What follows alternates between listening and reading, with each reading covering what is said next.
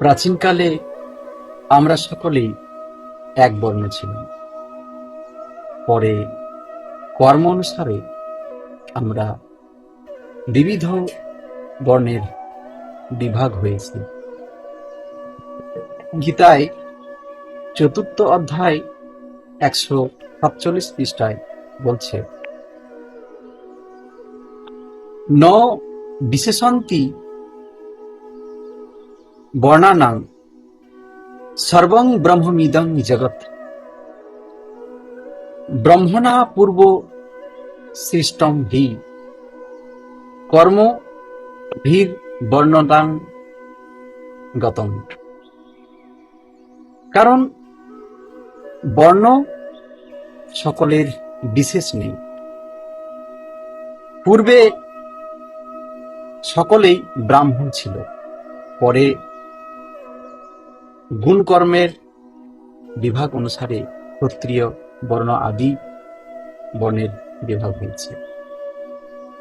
বায়ুপুরাণ, মহাভারত, রামায়ণ এবং অন্যান্য শাস্ত্র গ্রন্থেও সে একই কথা বলছে যে, এবং গীতাই বলছে যে প্রাচীন যে ঋগ্বেদ, সেই ঋগ্বেদ বর্তমানে বহু সংকলন ঋক এবং সংহিতা আকারে বিশ্লেষিত হয়েছে বহু ব্যাখ্যাতাকার থেকে। তাই সেই প্রাচীন ঋগ্বেদে কোথাও লেখা নেই যে ব্রাহ্মণ, ক্ষত্রিয়, বৈশ্য ও শূদ্র। গীতায় এখানেও তাই বলছে যে আমরা বহু প্রাচীন কালে একই জাতি ছিলাম, সেটা হচ্ছে ব্রাহ্মণ জাতি। পরে কর্মের বিভাগ অনুসারে আমরা ব্রাহ্মণ, ক্ষত্রিয়, বৈশ্য, শূদ্র রূপ ধারণ করেছি।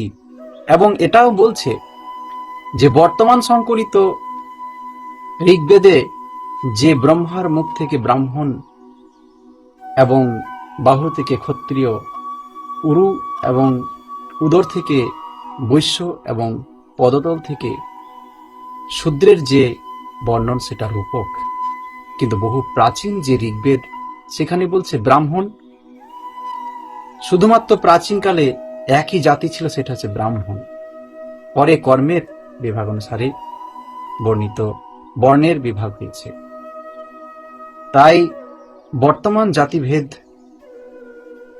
প্রথা, সেটা হচ্ছে আমাদের আর্যরাই অনার্য রূপে শূদ্র, বৈশ্য, ক্ষত্রিয়, ব্রাহ্মণকে প্রতিষ্ঠিত করেছেন।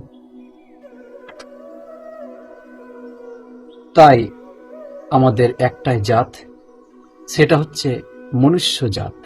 পশু, পক্ষী, কীট, পতঙ্গ, উভচর, স্থাবর, জঙ্গমের মধ্যে একমাত্র আমরা মনুষ্য জাত। চণ্ডীদাসও একই কথা বলছেন, বহু সাধকরাও একই কথা বলছেন, শোনরে মানুষ ভাই, সবার উপরে মানুষ সত্য, তাহার উপরে নয়। জয় গুরু, গুরু কৃপা হি কেবলম। রাধে রাধে।